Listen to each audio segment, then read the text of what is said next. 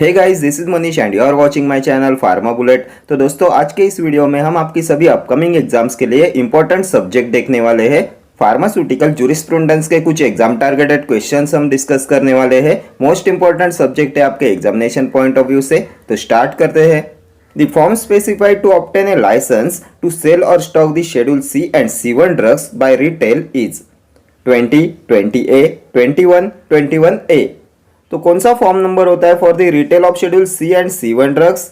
तो ये होता है form number 21। Option C will be your correct answer. Form number 21 होता है for C and C1 drug के रिटेल सेल के लिए। देन फॉर्म नंबर 20 होता है drugs other than schedule C and C1। Then schedule C and C1 के wholesale के लिए होता है 21B and drugs other than schedule C and C1 के होलसेल के लिए होता है 20B। ये B होता है फॉर होलसेल। ये 20A होता है drugs other than schedule C and C1 के रेस्ट्रिक्टेड लाइसेंस के लिए एंड 21A होता है schedule C and C1 drugs के रेस्ट्रिक्टेड लाइसेंस के लिए। B होता है फॉर होलसेल एंड A होता है for restricted. Then license required to open a new drug store is issued by drug inspector. Then which form should be used for application to import drug for personal use? ये भी previous year question है। Which form should be used for application to import drug for personal use? तो ये होता है form number 12A। Then license for retail of drugs specified in Schedule X is issued in which form number license for retail of drugs specified in Schedule X is issued in? तो Schedule X retail license is issued in form number 20F. And license for the wholesale of drugs specified in Schedule X is issued in form number 20G। ठीक है, Schedule X के retail के लिए होता है 20F and इसके wholesale के लिए होता है 20G। Next question, which of the following are prohibited to be imported? Toilet preparations, misbranded drugs, veterinary drugs, Schedule C and G drugs। Which of the following are prohibited to be imported? तो ये होते हैं misbranded drugs. Option B will be your correct answer. Misbranded drugs are prohibited to be imported and a drug is misbranded if it is not labelled in a prescribed manner. ठीक है, and misbranded drugs are prohibited to be imported. Then अभी आप मुझे बताएंगे under which section manufacturing sale distribution of misbranded drugs comes. कौन से section में आता है manufacturing sale distribution of misbranded drugs? तो इनके लिए होता है schedule 17 and Ayurvedic Siddha and यूनानी मिस ब्रांडेड ड्रग्स के लिए होता है सेक्शन 33E। ये भी बहुत बार एग्जाम में पूछे हुए क्वेश्चन है। Manufacturing sale and distribution of misbranded drugs comes under section 17 and Ayurvedic Siddha and यूनानी मिस ब्रांडेड ड्रग्स के लिए होता है सेक्शन 33E। देन ये शेड्यूल सी में होते हैं biological and special products. Schedule G होता है drugs which are to be taken under medical supervision only. ठीक है, next question, Sale prices of bulk drug is fixed by Patent Act, MAP calculation, Factories Act 1948, Drug Price Control Order, DPCO। Sale prices of bulk drug is fixed by, तो इनमें से कौन fix कराता है sale prices of bulk drug? तो ये होता है drug price control order, DPCO। Option D will be your correct answer. And DPCO act was passed in 1995। ये भी प्रीवियस ईयर क्वेश्चन है। DPCO Act was passed in 1995 and DPCO 1995 was replaced by DPCO 2013। Then Patent Act कब बना था? Patent Act was passed in the year, तो Patent Act was passed in the year 1970।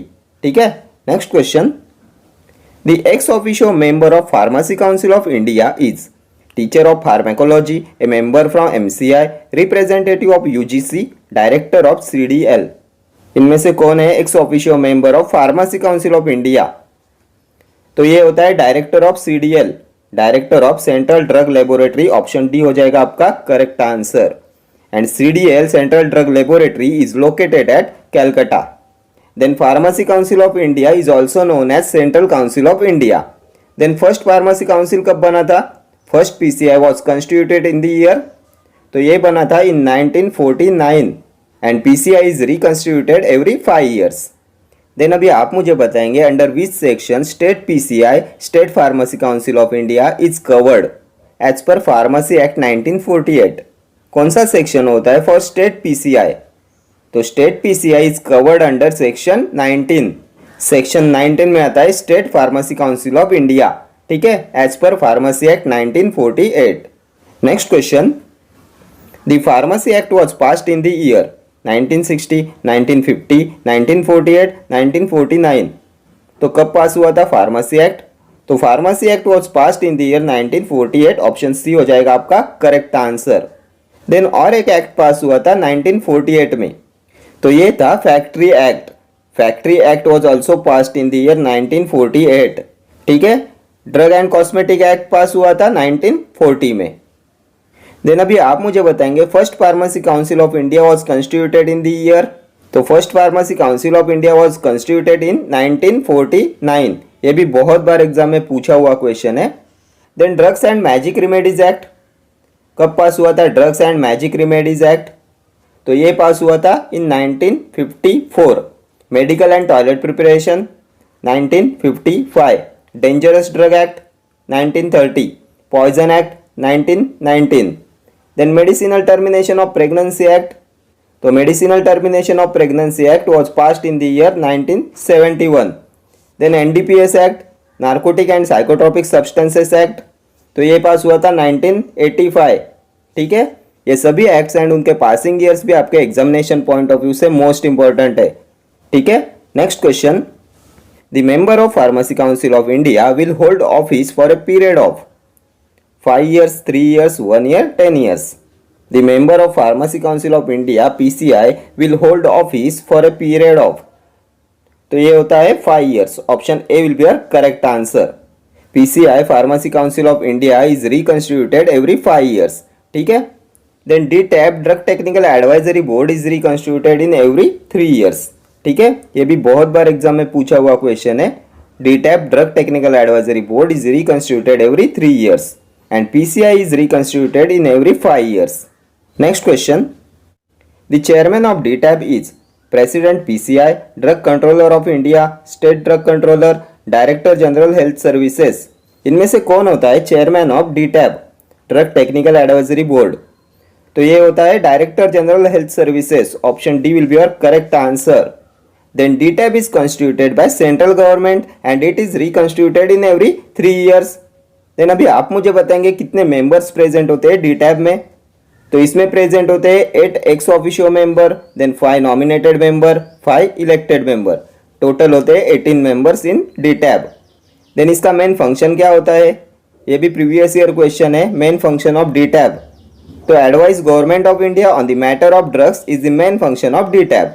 ठीक है, next question, pharmacy council of India is reconstituted every, तो अभी हमने discuss किया PCI is reconstituted every 5 years। Option D हो जाएगा आपका correct answer.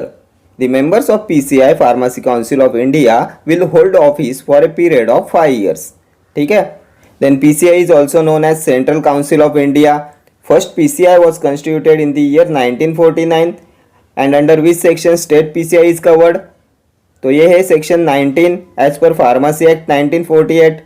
Then DTAB Drug Technical Advisory Board is reconstituted every 3 years. Next question. The Drugs and Cosmetic Act was passed in 1940, 1971, 1919, 1930. कब pass हुआ था drug and cosmetic act? तो ये pass हुआ था इन 1940। Option A will be your correct answer. And इसके rules आए थे इन 1945। ठीक है, 1971 में कौन सा एक्ट पास हुआ था? तो MTP act, medical termination of pregnancy act was passed in the year 1971। 1919, तो poison act was passed in 1919। 1930, dangerous drug act. ठीक है, next question, for the manufacturing of cosmetics license is granted in form 25C, form 20D, form 204, form 32। For the manufacturing of cosmetics license is granted in, तो cosmetics manufacturing के लिए license is granted in form number 32। Option D हो जाएगा आपका correct answer. And application field in form number 31। For the manufacturing of cosmetics application field in form number 31 and license is granted in form number 32। ठीक है, then इनके loan license के लिए application field in form number 31A and license is granted in form number 32A। ये होता है for loan license. ये form number 20D किसके लिए होता है? तो license for sale of homeopathic medicine for wholesale के लिए होता है 20D। License for sale of homeopathic medicine for wholesale. 25C। तो license for manufacturing of homeopathic medicine के लिए होता है 25C। होम्योपैथिक मेडिसिन के मैन्युफैक्चरिंग के लिए होता है 25C। ठीक है। Next question, to maintain central register of pharmacist is a function of pharmacy council of India, drug consultative committee, state pharmacy council, central drug laboratory. किसका फंक्शन होता है to maintain central register of pharmacist? तो ये maintain करता है PCI, pharmacy council of India. Option A will be your correct answer. PCI is also known as central council of India and ये maintain करता है central register of pharmacist. Then first PCI was constituted in the year 1949. PCI is reconstituted every 5 years. Then under which section state PCI is covered? तो ये था section 19। Then अभी आप मुझे बताएंगे the central register of pharmacist is given under which section? कौन से section में आता है सेंट्रल रजिस्टर ऑफ फार्मासिस्ट? तो ये आता है सेक्शन 15A में। ठीक है। देन ये ड्रग कंसल्टेटिव कमेटी के लिए होता है section 7। DCC comes under section 7। Then state pharmacy council में कितने मेंबर्स होते हैं? तो इसमें इलेक्टेड मेंबर्स होते हैं 7, नॉमिनेटेड मेंबर्स होते हैं 5 एंड एक्स ऑफिशियो मेंबर्स होते हैं 3। ये टोटल होते हैं 15 members in state pharmacy council. ठीक है। देन सेंट्रल ड्रग लेबोरेटरी कहाँ पे लोकेटेड है? तो central drug laboratory CDL is located at Calcutta. ठीक है। ये सभी प्रीवियस क्वेश्चन है। Next question, for the wholesale of schedule X drugs which of form is applicable? Form 20F, form 20G, 20B और 20A। कौन सा फॉर्म होता है for the wholesale of schedule X drugs? तो ये भी हमने डिस्कस किया था। शेड्यूल एक्स के रिटेल के लिए होता है 20F एंड इनके होलसेल के लिए होता है 20G। ऑप्शन बी हो जाएगा आपका करेक्ट आंसर। 20F होता है for the retail of schedule X drugs and 20G होता है for the wholesale of schedule X drugs. Then 20A किसके लिए होता है? तो A होता है रेस्ट्रिक्टेड के लिए, B होता है होलसेल के लिए। 20A होता है restricted sale of drugs other than schedule C, C1 and X के लिए। Restricted sale of drugs other than schedule C, C1 and X के लिए होता है 20A एंड 20B होता है drugs other than schedule C, C1 and X के wholesale के लिए। ठीक है। A होता है रेस्ट्रिक्टेड के लिए and B is for wholesale. Next question, as per pharmacy act 1948 under which section state PCI is covered? Section 4, section 19, section 11, 20। कौन से सेक्शन में आता है स्टेट PCI? तो ये भी हमने प्रीवियस क्वेश्चन में डिस्कस किया था। State PCI is covered under section 19। Option B will be your correct answer. State PCI is covered under section 19 as per pharmacy act 1948। ठीक है। सेक्शन 4 किसके लिए है? तो university grant commission established under section 4। Then अभी आप मुझे बताएंगे under which section education regulation is covered? Under which section education regulation is covered? तो ये होता है section 11। Education regulation is covered under section 11। Section 20, तो government analyst is appointed under section 20। Government analyst के लिए होता है सेक्शन 20 एंड ड्रग इंस्पेक्टर के लिए होता है सेक्शन 21। ठीक है। Next question, The first Pharmacy Council of India was constituted in the year 1948, 1949, 1950, 1945। तो फर्स्ट PCI बना था इन 1949। ऑप्शन बी हो जाएगा आपका correct answer. Pharmacy act was passed in the year 1948 and first PCI was constituted in the year 1949। Pharmacy act pass हुआ था इन 1948 and first PCI बना था 1949 में। And PCI, Pharmacy Council of India, is reconstituted every 5 years. Next question, the Central Drug Laboratory is established at Calcutta, Lucknow, Izzatnagar, Kasauli. तो कहाँ पे है central drug laboratory? तो ये है कैलकाटा में। Option A will be your correct answer. Central drug laboratory is established at Calcutta. Lucknow में क्या है? तो सेंट्रल ड्रग रिसर्च इंस्टीट्यूट है लखनऊ में। इज्जतनगर में है Indian veterinary research institute. Kasauli में है सेंट्रल रिसर्च इंस्टीट्यूट। ठीक है। देन अभी आप मुझे बताएंगे गवर्नमेंट ओपियम फैक्ट्री कहाँ पे है? तो ये है गाजीपुर में। Then central Indian pharmacopoeia laboratory, तो ये है गाजियाबाद में। ये सभी ऑर्गेनाइजेशन एंड इनके लोकेशन आपके एग्जामिनेशन पॉइंट ऑफ व्यू से इंपॉर्टेंट है। ठीक है। Next question, which of the following product is covered under schedule S? Azithromycin tablet, vincristine injection, deodorant, fentanyl, transdermal patches. इनमें से क्या आता है शेड्यूल एस में?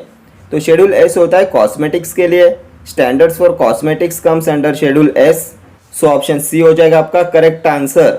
Next question, sera vaccines and toxins come under schedule O P both A and B और C. किसमें आते हैं सेरा वैक्सीन्स एंड टॉक्सिन्स? तो इनके लिए होता है schedule C. Option D will be your correct answer. Schedule C and C1 होता है बायोलॉजिकल एंड स्पेशल प्रोडक्ट्स के लिए, इनमें सी होता है फॉर पेरेंटल ड्रग्स के लिए एंड C1 होता है for non parenteral drugs. Sera vaccines and toxins come under schedule C. Then ये शेड्यूल ओ होता है स्टैंडर्ड फॉर डिसइंफेक्टेंट फ्लूइड्स के लिए। Schedule P life period of drugs, schedule P1 pack sizes of drug, then schedule R mechanical contraceptives के लिए, schedule H list of prescription drug, schedule Y होता है clinical trials के लिए, schedule W होता है जेनरिक ड्रग्स के लिए, drugs which shall be marketed under generic names comes under schedule W. Then schedule J किसके लिए होता है? तो लिस्ट ऑफ इनक्यूरेबल डिसीजेस के लिए होता है schedule J. List of diseases which drug cannot claim to cure, ये आता है शेड्यूल जे में। शेड्यूल जी तो drug to be taken under medical supervision only, ये आता है शेड्यूल जी में। ठीक है। Next question, Medicinal and Toilet Preparations Act was passed in the year 1950, 1955, 1960, 1965। कब पास हुआ था medicinal and toilet preparations act? तो ये पास हुआ था इन 1955। ऑप्शन बी हो जाएगा आपका correct answer. Next question, the DPCO drug price control order was exercised by central government in 1985, 1995, 1987, 1997। तो DPCO was exercised by central government in 1995. Option B will be your correct answer. Then DPCO 1995 was replaced by DPCO 2013. ठीक है। Then 1985 में कौन सा act pass हुआ था? Most important act है आपके एग्जामिनेशन पॉइंट ऑफ व्यू से। तो NDPS act was passed in the year 1985। Narcotic drug and psychotropic substances act was passed in the year 1985 and it came into force in 1993। ठीक है। Next question, which drug belonging to the schedule C1? Digitalis group, salicylate group, synthesis of new drug, none। Drug belonging to the schedule C1। तो अभी हमने previous question में discuss किया था schedule C and C1 होते हैं biological and special products के लिए, C होता है for parental drugs and C1 is for non parenteral drugs. तो शेड्यूल C1 में आएगा digitalis. Option A will be your correct answer. Digitalis group belongs to Schedule C1 and repacking license is not granted for Schedule C and C1 drugs. Repacking license is not granted for Schedule C and C1 drugs. ठीक है? Okay friends, thank you for watching this video. See you in the next video. Till then, do like, share, comment and subscribe to my channel. Thank you.